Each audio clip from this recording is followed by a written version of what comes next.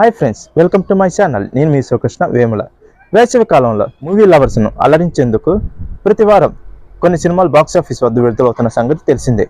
అయితే ఈసారి కూడా మే నెల మొదటి వారంలో ప్రేక్షకులను అలరించేందుకు కొన్ని సినిమాలు థియేటర్లో విడుదలవుతున్నాయి.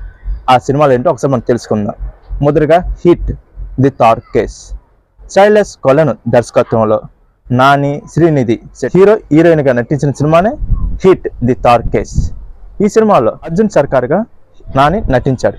కాగా జమ్మూ కాశ్మీర్లో జరిగే దారుణ హత్యలను ఇన్వెస్టిగేషన్ చేసే బాధ్యత అర్జున్కు అప్పగించాడు.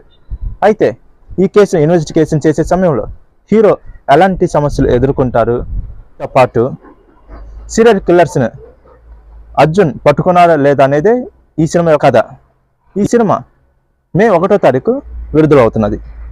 రెండో సినిమా వచ్చేసి రెట్రో. ఈ సినిమాలో హీరోగా సూర్య, హీరోయిన్గా పూజా హెగ్డే నటించారు.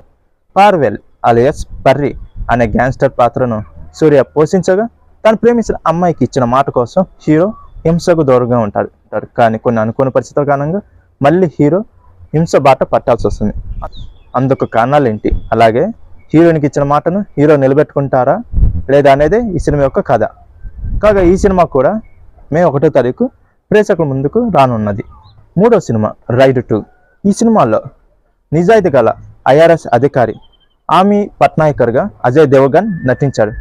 తన 75వ కేసులో భాగంగా దాదా మనోహర్ బాయ్ ఇంట్లో సోదాలు నిర్వహించేందుకు వెళ్తాడు.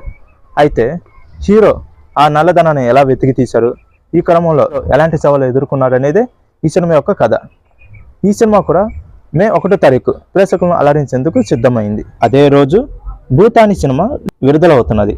ఈ సినిమాలో సంజయ్ దత్, మౌనిరాయ్, సన్నీ సింగ్ వంటి తదితరులు కీలక పాత్రలు పోషించాడు. సెయింట్ విన్సెంట్ కాలేజీలో వర్జినిటీపై ఓ అమ్మాయి ఆత్మ ఉంటుంది. ప్రతి వాలంటైన్స్ డేకు నిజమైన ప్రేమకు అదే స్పందిస్తూ ఉండగా అలా శాంతను ప్రార్థనకు మొహబ్బత్ ఆత్మ మేలుకుంటుంది.